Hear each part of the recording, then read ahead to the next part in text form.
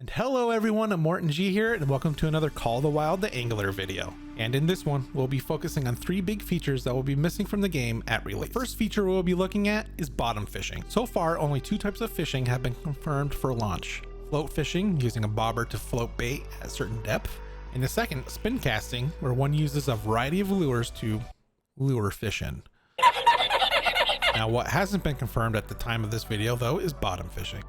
This is adding weighted tackle, such as sinkers or cage feeders, to the line with a baited hook attached further down from the weight.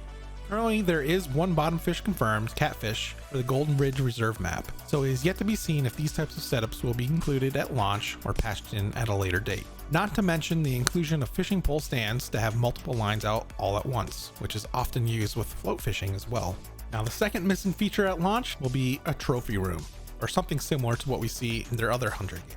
Now, the lack of this feature was confirmed from a developer Q&A interview a few months ago. This choice was likely made because, unlike most other fishing games on the market, you won't have an option to keep your catch, but you will be required to practice catch and release. Thus, there is likely no selling to vendors or taxidermy options.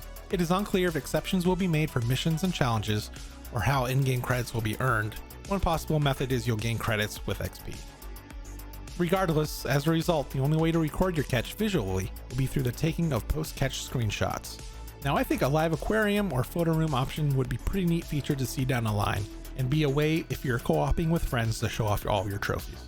Now, the final missing feature at launch will be a competitive system such as in-game tournaments. Now, this was confirmed in that developer Q&A back in June. The development team wanted to focus on the co-op experience first and foremost, thus tabling a competitive system at launch. They have been actively discussing such systems to be added later down the line. So in the meantime, we'll just have to hold our own player-managed tournaments. Now, those are the top 3 things that will be missing at launch, but I wanted to add a couple quick honorable mentions. Now, there will be no rare fish variations or legendary great fish at launch, such as like an albino skin animal, for example, as you see in the hunter games.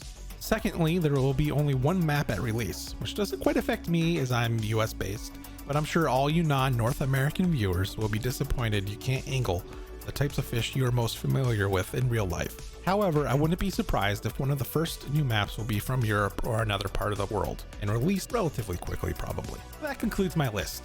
Of course, this video was created prior to any gameplay being released, and this is subject to change. I also want to note that developers have stressed they are extremely open to community feedback once the game is released, and will look to shape the future of this game based on said feedback in the long term. So let me know which important features you want to see post-release in the comments below.